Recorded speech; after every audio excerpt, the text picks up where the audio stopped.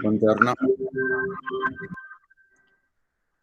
Okay, today we're going to be talking about this ode written by post-romantic poet John Keats, and the ode is the Ode on Grecian Urn. So this may already sound weird because it's not usual for a poet to dedicate a writing of his to an urn. So basically to an object. What is an urn?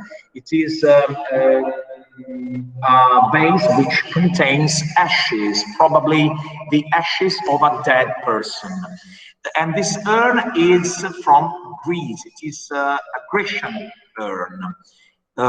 Because Greece is somehow the center of classical world, and John Keats was a true admirer of classical beauty, the classical world, as we're gonna see by commenting on these verse. So he is immediately addressing the urn. The urn is defined as the bride of quietness, the foster child of silence and slow time. So, silence, quietness, slow time, quietness, silence, slow time. Yet, Keats says, you can express a tale more sweetly than our rhymes. So this sounds a contradiction. How can an object, an urn, which is silent, quiet, it belongs to slow time. We can say that slow time can be some kind of synonym for eternity. It can be some kind of synonym for eternity. So how can a silent object express something? And not only can the urn express a rhyme, but it does it more sweetly. So the silence of the urn is more sweet, is sweeter than a rhyme.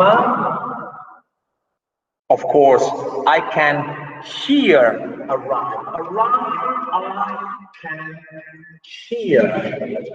This is the first comparison we're gonna find in this ode.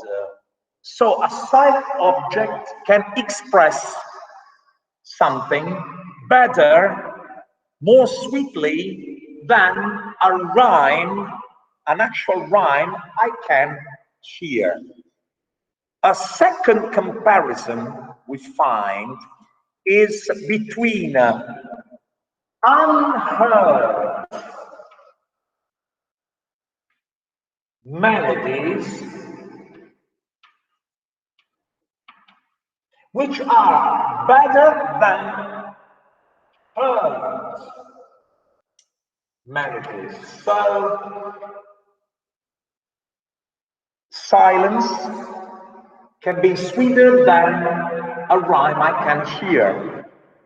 A melody I can't hear, an unheard melody can be sweeter than a melody I have heard, I have experienced. So would you agree if I told you that here we find reality, experience? You know that we also have the verb to experience. I can experience something. So is it better to really experience something, or is reality better or worse, inferior or superior to the idea of reality. You know that idea comes from a Greek verb which should mean to watch, to view something. An idea is a vision. It is a vision. It is the concept, the abstract concept of something.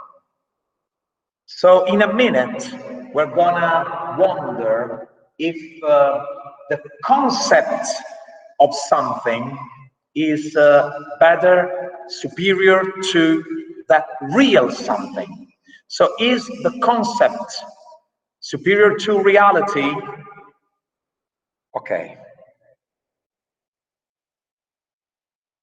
Going on with these comparisons, we find more happy love, more happy love. Once again, a comparison. There's a happier love, which is a love that still has not been enjoyed, still has not been lived. It is some kind of abstract love. So, an abstract, not yet lived, not yet experienced, not yet enjoyed love, which seems to be happier, once again better than a love which has been enjoyed, a love that has been burned. Okay? Real love. Real love. So, can't you see that John Keats seems to be constantly comparing something and the concept of something, something and the idea of something?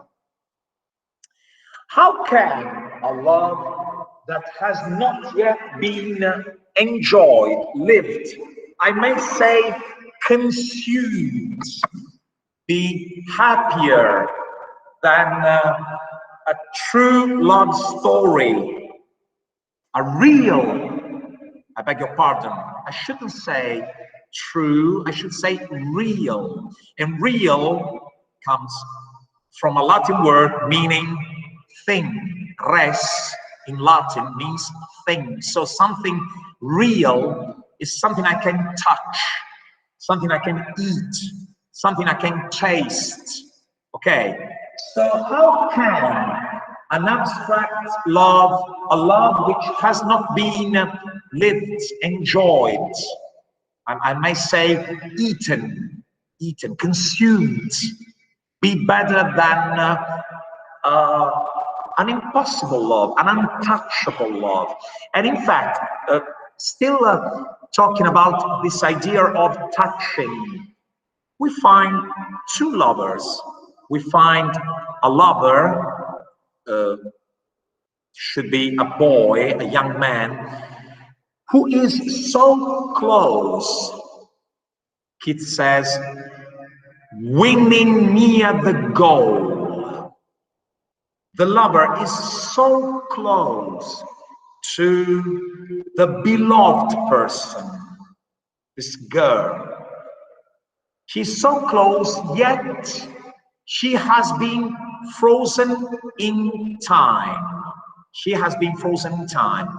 And the moment which has been frozen is the very moment coming immediately before the enjoyment, the satisfaction of that desire.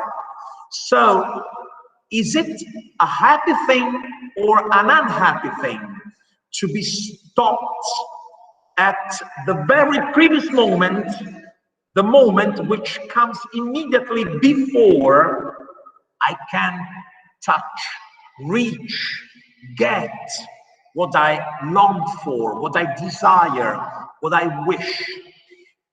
Keats seems to be saying, actually, probably the urn is saying this, probably the artist who has drawn upon the urn is saying this. This kind of love is a happier one because the girl will never grow old, will never grow old. Talking about getting old, do you think that getting old, aging, if this is the real of art, of, we may say, virtuality, and here we find the real of reality, where would we put the verb to age, that is getting older? Definitely in the realm of reality. So aging, that is getting older, and basically dying, disappearing, fading. This belongs to reality. An idea, the concept of something never ages, never gets older, never dies, and never fades. And in fact, the poet says, do not grieve, do not be sorry, do not be miserable. Be happy, just be happy, because your love is a happier one. Your kind of love is superior to any other form, any other real love, because your love is eternal. She will never fade, she will never get older.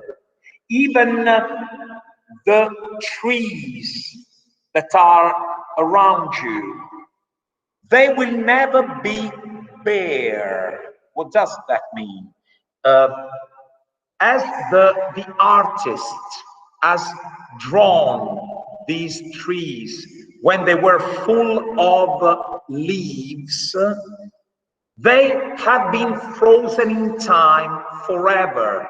So they will never lose those leaves. They will never be bare, like my head now. They will never be bare. They will always carry those leaves. So they will be forever green, living. They will never age. And even the desire for this girl will never get weaker. The boy will never get tired of this girl. You do know that even great love stories, someday or another come to an end. In this case, this kind of love will never fade. Will never fade. And look here. More happy love, more happy love. Forever warm and still to be enjoyed. Here I wrote, not yet lived, not yet enjoyed. It means that I still haven't enjoyed this love, I still haven't touched this person. So the desire for this person is gonna be warm forever. forever, forever young, forever young. What about breathing human passion? Where can we put human passions? In the realm of reality. Human passions. So, what happens to these human passions? She says, breathing. Breathing. Breathing is a synonym for living. Living. Living human passions. They, once they burn, human passions, burn, burn. But after they finish burning, they are exhausted.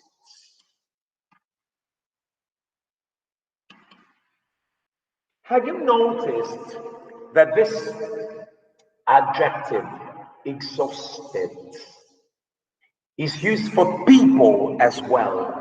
We are exhausted when we have lost all our energy, all our interest. We don't want more of this. I don't want more. I have had enough. I am tired. I don't want any more of you, for example, because I am exhausted. I am consumed. I have taken and given all I could. I have nothing more to say, to give, to tell you. I'm exhausted. So this is the end of all human passions. Someday or another, they are exhausted. And we are exhausted. Even human beings, even men and women, after really experiencing passions, after burning because of these passions, after burning together alongside with these passions, we are exhausted. And what do we get? We get a sorrowful heart. She says, a high sorrowful heart, a burning forehead, and a parching. What does that mean? I am parched. It means I am thirsty. I need water. I need water. So my tongue is parching. A parching tongue. This is what passions leave us with. All I get, even after making love, even after having sex, even after an exciting football match, what I get after leaving these passions, after burning with these passions, my heart is sorrowful. I'll come back here in a minute. My forehead is burning, so I feel feverish, as if I had a temperature, as if I am sick, ill. And my tongue needs water. My tongue is parching. Why do we have this sorrowful heart? Well, medievals used to say something. Omne animal triste post coitum. Basically, it means every animal is sad, unhappy, dissatisfied. We may say sorrowful, full of sorrow. Sorrow is, you feel sorrow when you feel, when you're sorry for something. So basically, it is as if after making love, each and every one of us regrets doing that. Why is that? Because it is always disappointing. It is always disappointing.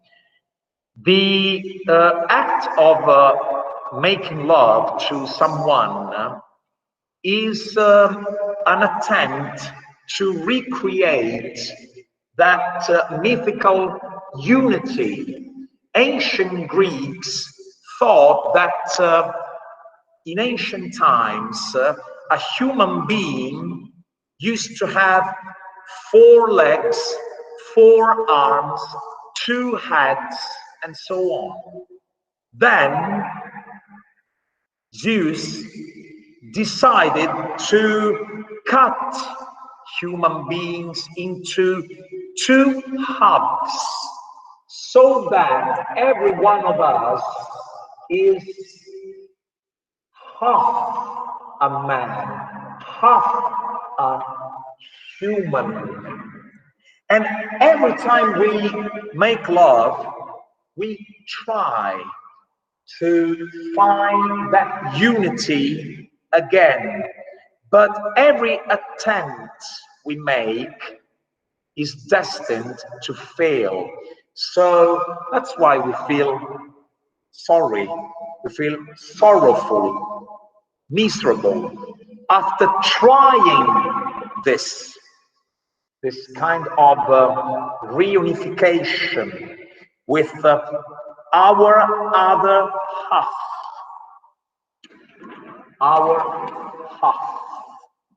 If this is me and this is you, I wish you were the other half of me. So I want to be unified with you. But every time we try, we fail. So a sorrowful heart should make us think of this ancient theory. What else? Who are these coming to the sacrifice? What green altar? What little town by river or seashore or mountain built with peaceful citadel is emptied of this folk? What does that mean? Keats is still looking at the urn, and she is still considering the drawings on the urn. She finds drawings, she finds people moving, but this movement is frozen forever. It is frozen for eternity. So the poet sees some people, probably some pilgrims, going to a sacrifice, going to a religious rite. They are attending a religious rite. But who will answer the question, who are they? Where do they come from? Do they come from a sea town or a town in the mountain? And what god, what goddess are they going to adore? Are they going to celebrate?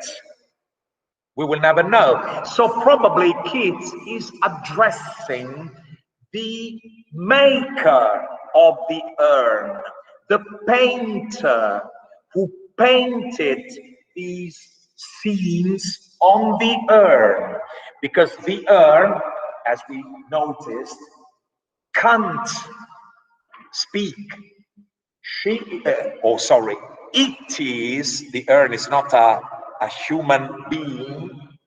The urn although she is treated like a living entity, when she addresses the urn and she says, "You, child of silence, child of quietness," they are basically synonyms. "You, child of slow time," it means child to eternity. And the fact that the urn is somehow eternal can be found here. Keats says, "You, silent form," but this is important. The urn is a form. So the urn does not belong to the realm of reality, the realm of experience, of things, of objects. It belongs to the realm of ideas, visions, concepts, forms. The urn is just a form. It does not even have a material consistency. Okay? You, silent form, tease us out of thought, as does eternity. What does that mean? Looking at you, urn, Grecian urn, looking at the fact that these scenes are frozen in time for eternity, this this makes me out of my mind. This is impossible for me and for my reason to truly understand. I cannot apply my reason to understand you. And this is the same effect that thinking of eternity has upon me. So you, urn, and eternity affect me in the same way. When I think of you, urn, and what you will somehow depict, tell, represent forever, it has the same effect on me than when I think of eternity. And in fact, Keats says, when old age shall waste this generation, it means all of us, me, you, who are looking at the urn now, are gonna die someday or another. We are not eternal. Our lives will come to an end. But you will remain. You, urn, will remain. You will live, exist forever, forever. And what is the message you convey to humanity, to future generations, to the present generation, but also to future generations, that beauty and truth are the same thing? But that's important. In which realm? In the realm of reality, or in the realm of virtuality, of art? Where can we find perfect love?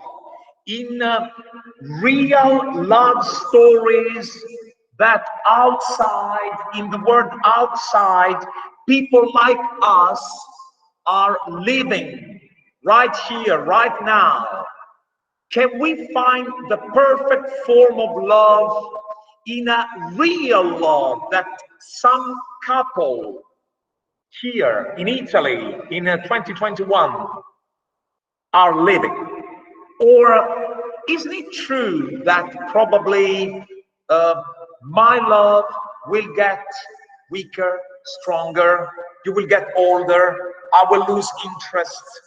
So even a love that seems so perfect today, now, here, is gonna fade. It's gonna fade. It fades because it burns.